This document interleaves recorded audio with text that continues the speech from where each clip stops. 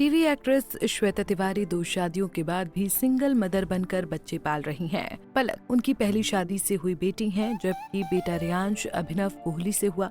आज पलक तिवारी बॉलीवुड डेब्यू कर चुकी हैं, इंडस्ट्री में भी काफी फेमस है, जबकि रियांश अभी छोटा है। श्वेता ने भले ही दोनों पति से तलाक ले लिया हो, लेकिन कभी अपने बच्चों को अकेला नहीं छोड़ा। उनकी कस्टडी के लिए लड़ी और उन्हें अच्छी परवरिश भी दे रही हैं। लेकिन एक्ट्रेस के पहले पति का कहना है कि श्वेता को बच्चों को उनके पिता से दूर रखने में मजा आता है। राजा चौधरी का कहना है कि उन्होंने कई बार श्वेता तिवारी से पहल करने की काफी कोशिश की। श्वेता से कहा कि बच्चों को दोनों पेरेंट्स के साथ रहने दें, लेकिन एक्ट्रेस राजी नहीं हुई। उसे किसी भी हाल में पलक की कस्टडी चाहिए थी। तलाक के सालों बाद राजा चौधरी ने टेलीटॉक को बताया था कि जब मैं दूसरों के परिवार को साथ देखता हूँ तो मुझे मेरी बेटी पलक की याद आती है और पछतावा होता है। राजा चौधरी ने कहा था कि पलक की तरफ से कोई अटैचमेंट है ही नहीं, कि उसका कोई बाप है। वो पलक तिवारी को मेल और मैसेज लिखते रहते हैं। जब बेटी को समय मिलता है तो वो जवाब दे देती है और कई बार नहीं।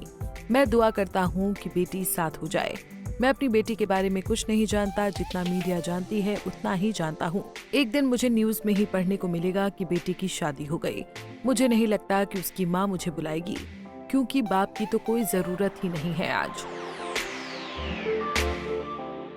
राजा चौधरी ने कहा था कि मुझे तो लगता है कि उसका माइंड वॉश क्या।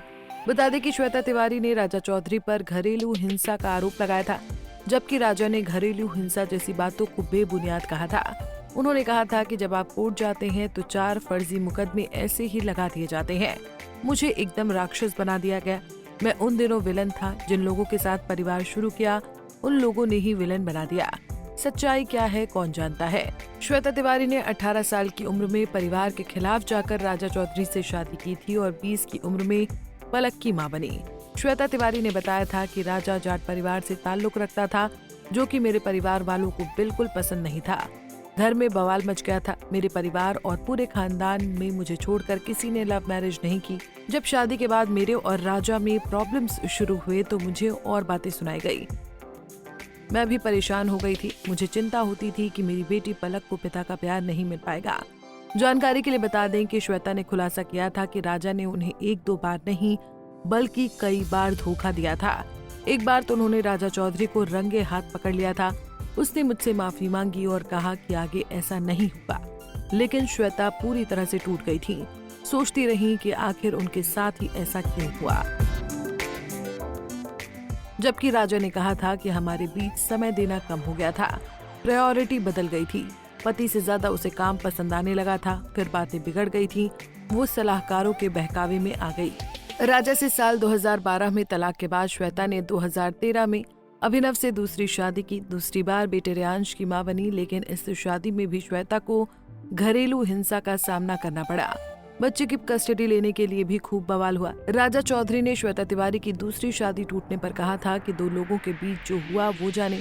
नहीं चली उसकी दूसरी शादी, कुछ होगा किस्मत कनेक्शन। लेकिन बच्चे से बाप को अलग करने में क्या मजा आ रहा है उसको? क्यों सारी जिम्मेदारी खुद ले रही हो? आधी हमें दे दो। दिक्कत हमसे है तो बेशक हमसे दूर रहो। बच्चों को क्यों दूर कर रही हो? खैर, आपको क्या लगता है राजा चौधरी ने जो कहा वो सही है या गलत?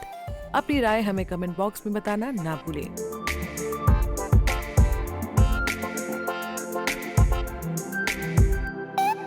ऐसे ही और वीडियोस के लिए आप नारी के पेज को YouTube पर सब्सक्राइब, फेसबुक पर लाइक और इंस्टा पर फॉलो करना ना भूलें।